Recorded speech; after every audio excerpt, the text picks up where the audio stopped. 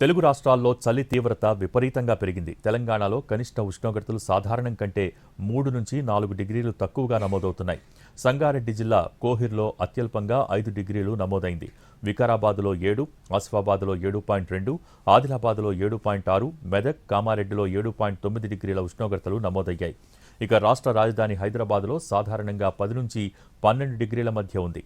HCU ప్రాంతంలో 6.3 డిగ్రీల వరకు పడిపోయింది.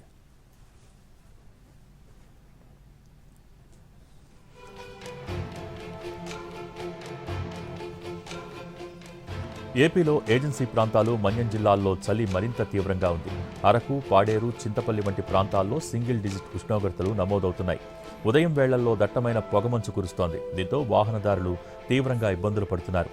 ఈ చలి తీవ్రత డిసెంబర్ చివరి వరకు కొనసాగవచ్చని వాతావరణ శాఖ అంచనా వేస్తోంది.